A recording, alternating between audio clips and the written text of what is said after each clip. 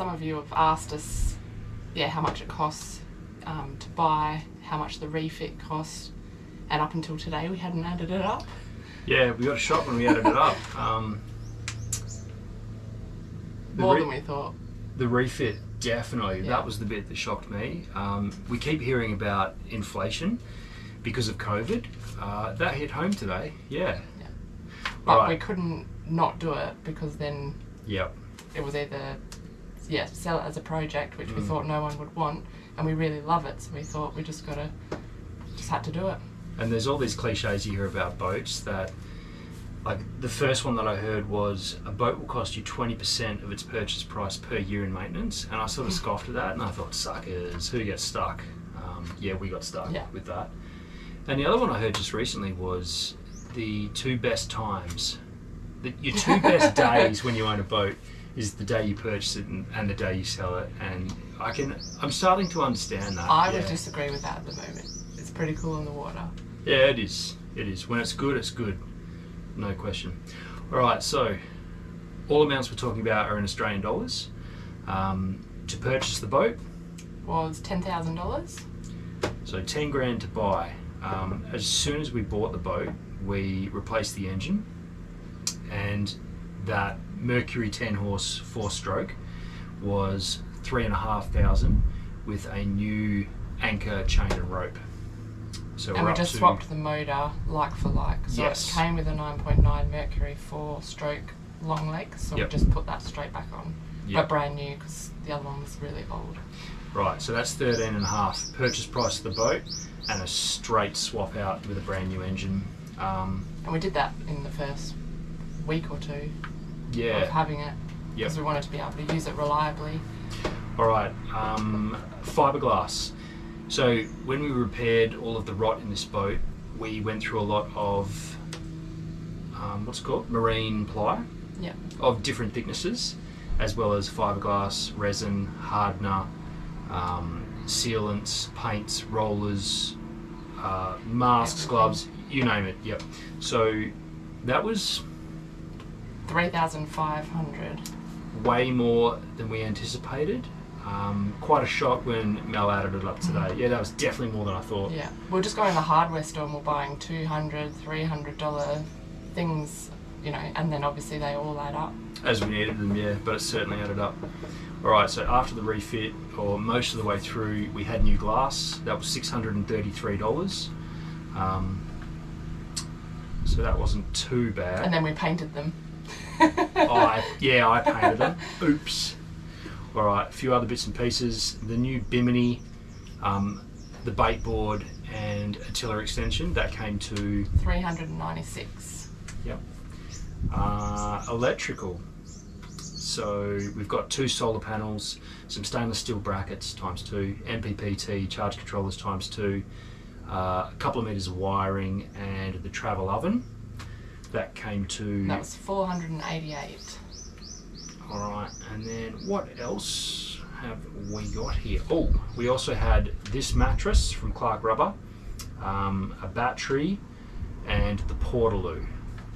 So, what have we got? The battery and the portaloo, and a few other bits and pieces, was $830. So when we were at BCF, we bought fishing shirts, hats.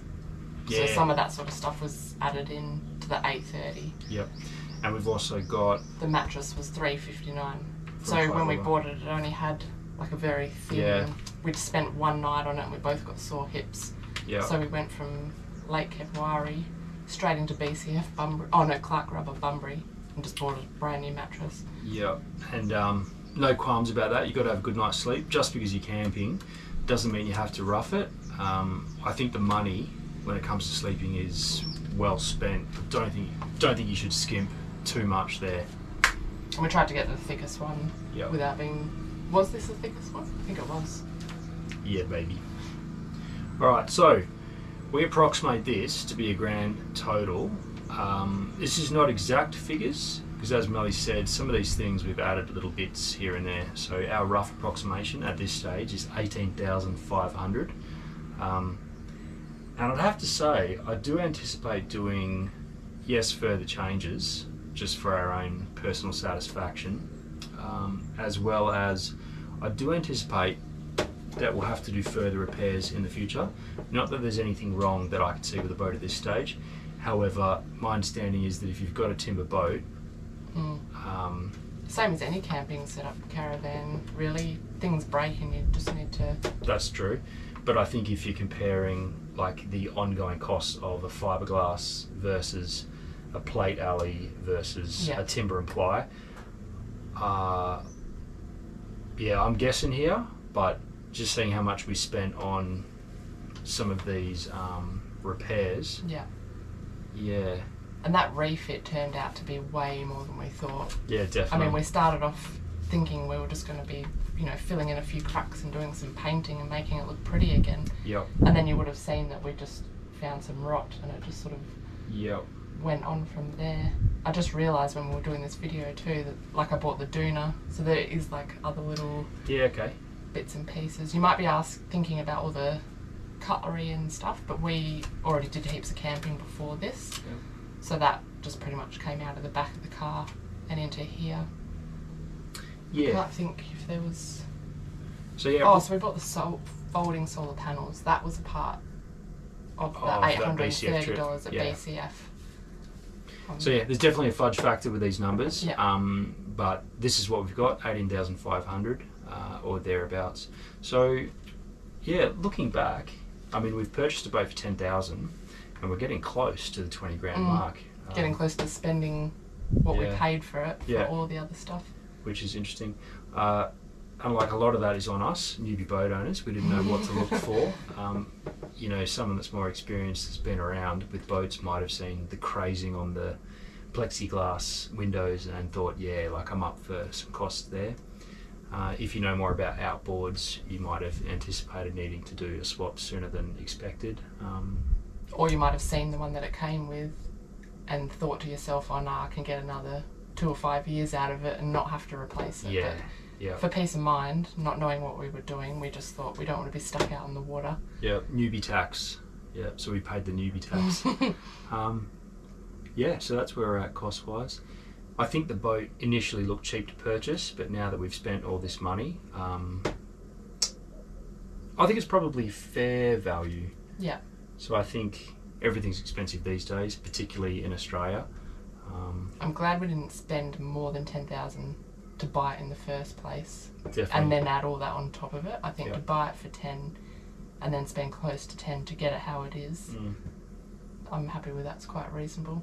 So that cliche of having 20% of your initial purchase price ongoing for the life of the boat, that's not looking so silly now. Yeah, not at all. Yeah. But yeah, all in all, I think it's been pretty good bang for buck. If you look at what sort of caravan you could get for 10 grand, or, you know, maybe a, what would you say, refitted, like a renovated caravan, what sort of caravan you can get for 18.5? Is this an on-water equivalent? But back to costs, I reckon all in, it's certainly cheaper to travel on this because you're not paying for accommodation costs, and if we're not going ashore to, you know, the coffee shop or to grab a bite to eat, we generally don't actually spend any money on our trips. We will do a food shop, we'll do a fuel shop, we'll chuck the boat in the water, and the water and its surrounds are our entertainment. I think the only two times I can think of we spent money was in Albany when we tended across to the cafe. And the other time was just recently. We actually moved from Alexandra Bridge and we drove to Walpole. So we stopped in at Pemberton IGA and restocked for food. But that's because we did a longer trip. That was 5 nights, where normally we go for 3. But I guess in like a more sort of apples to apples comparison of boating v caravanning, or this boat versus a caravan that we've had in the past, we're not spending money on entertainment or extra food related stuff. We're buying it all from the supermarket and being pretty much self-reliant on those resources for the duration of the stay. Not paying for attractions or parking anywhere and things like that. Once you're on the water, that's it. Yeah. So I think this would probably suit introverts more than extroverts.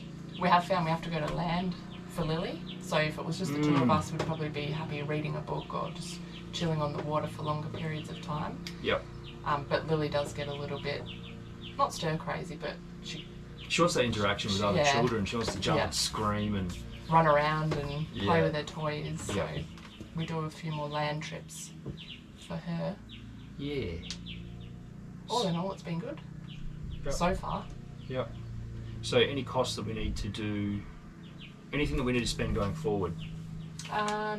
Anything off the top of your head? The only thing I can think of was we wanted to get wide brim hats again, but that's not boat related. Because the last trip we got burnt. Yes. We got burnt bad. Servicing the outboard, I guess that's something that needs to be done seasonally. I think it's like a lower leg gear oil change, and an oil change, and an impeller, I believe. I think from the last trip there wasn't anything like every other trip except for the one that we've just been on.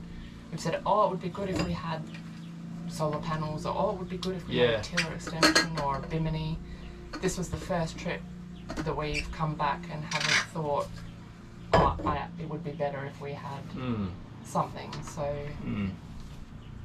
we are planning to go away for Australia Day. Yep. And at this stage, all we need to do is pack clothes and food. And I need to remake the bed. If you've got any questions that we didn't cover, put them in the comments. Hit us up. We'll do our best to answer them. Cool. That'll do it for money. Good job, dude. Free, buddy. Oh, look, gone. Hey. Good job. Slobbery. It is slobbery.